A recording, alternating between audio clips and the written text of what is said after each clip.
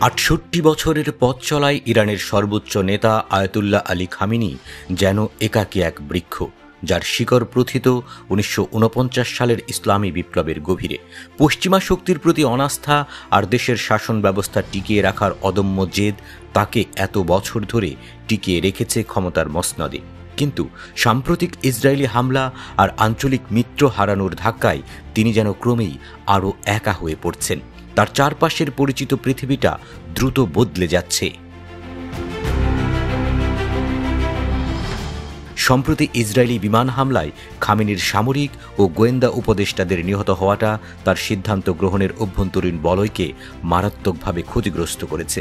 যাদের তিনি সবচেয়ে বেশি বিশ্বাস করতেন, যাদের উপর নির্ভর করে তিনি রাষ্ট্রের গুরুত্বপূর্ণ সিদ্ধান্ত নিতেন, সেই হোসেন সালামি, আমির আলী হাজিজাদে এবং মোহাম্মদ কাজেমি আর নেই। তাদের অনুপস্থিতি নিঃসন্দেহে খামেনির জন্য একটি বড় ধাক্কা।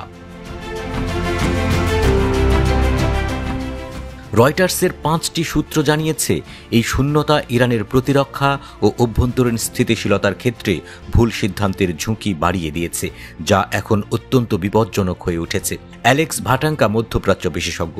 তিনি খামেনিকে ব্যাখ্যা করেছেন দুটি শব্দে, চরম জেদি কিন্তু একই সঙ্গে খুব সতর্ক। এই সতর্কতাই তাকে এত বছর ধরে ক্ষমতার কেন্দ্রে রেখেছে। তার প্রতিটি সিদ্ধান্তের মূল লক্ষ্যই হল শাসন ব্যবস্থায় টিকে থাকা। বিগত কয়েক দশক ধরে ইরান অভ্যন্তরীণ অস্থিরতা দেখেছে। ১৯৯৯, ২০০৯ এবং ২০২২ সালের দেশব্যাপী গণ আন্দোলনগুলো বিপ্লবী গার্ড এবং বাসিস মিলিশিয়ার সাহায্যে দমন করা সম্ভব হলেও পশ্চিমা নিষেধাজ্ঞার প্রভাবে সৃষ্ট অর্থনৈতিক দুরবস্থা জনগণের মধ্যে অসন্তোষের জন্ম দিয়েছে। এই অসন্তোষ ভবিষ্যতে আরও বড় ধরনের অভ্যন্তরীণ সংকটের জন্ম দিতে পারে, যা খামেনির শাসন ব্যবস্থার জন্য নতুন চ্যালেঞ্জ। ইসরায়েল ও ইরানের মধ্যে উত্তেজনা এখন তুঙ্গে। ইসরায়েল ইরানের পরমাণু ও সামরিক স্থাপনাগুলোতে হামলা বাড়িয়েছে, যার পাল্টা জবাবে ইরানও ক্ষেপণাস্ত্র ছুড়েছে। এমন এক পরিস্থিতিতে সামরিক উপদেষ্টাদের হারানোর অর্থ হল কৌশলগত সিদ্ধান্ত গ্রহণে এক ধরনের শূন্যতা তৈরি হওয়া। সামরিক উপদেষ্টাদের অনেকে নিহত হলেও খামেনির রাজনৈতিক, কূটনৈতিক এবং অর্থনৈতিক উপদেষ্টারা এখনও সক্রিয় এবং প্রভাবশালী। এর মধ্যে সবচেয়ে উল্লেখযোগ্য হলেন তার পুত্র মুজতবা খামেনি। অনেকেই তাকে ইরানের ভবিষ্যৎ সর্বোচ্চ নেতা হিসেবে দেখছেন। মধ্যম স্তরের একজন ধর্মীয় নেতা হিসেবে তিনি বিপ্লবী গার্ড বাহিনীর সঙ্গে ঘনিষ্ঠ সম্পর্ক গড়ে তুলেছেন, যা তাকে ইরানের রাজনৈতিক ও নিরাপত্তা ব্যবস্থায় বাড়তি প্রভাব দিয়েছে।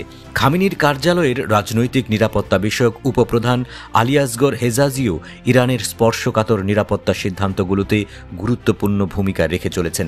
তাকে ইরানের সবচেয়ে ক্ষমতাশালী গোয়েন্দা কর্মকর্তাদের একজন হিসেবে বিবেচনা করা হয়। এছাড়াও খামেনির কার্যালয়ের প্রধান মোহাম্মদ গুলপায়েগানি, সাবেক পররাষ্ট্রমন্ত্রী আলী আকবর বেলায়েতি ও কামাল খারাজি এবং সাবেক পার্লামেন্ট স্পিকার আলী লারিজানিও প্রভাবশালী ভূমিকায় রয়েছেন। খামেনি শুধু দেশের ভেতরেই নয়, আঞ্চলিক অক্ষ প্রতিরোধ জোটেও বড় ধরনের ক্ষতির সম্মুখীন। গত বছর সেপ্টেম্বরে ইসরায়েলি হামলায় হিজবুল্লাহ প্রধান হাসান নাসরাল্লাহ নিহত হন এবং ডিসেম্বরে সিরিয়ার প্রেসিডেন্ট বাশার আল আসাদ বিদ্রোহীদের হাতে ক্ষমতাচ্যুত হন।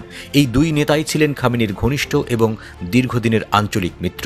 তাদের অনুপস্থিতি খামেনির কৌশলগত অবস্থানকে আরও দুর্বল করে তুলেছে।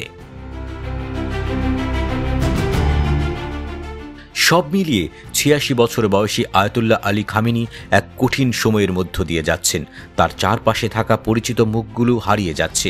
অভ্যন্তরীণ ও আঞ্চলিক চ্যালেঞ্জগুলো ক্রমশ বাড়ছে। এই পরিস্থিতিতে ইরানের ভবিষ্যৎ কোন দিকে মোড় নেবে, সেটাই এখন সবচেয়ে বড় প্রশ্ন।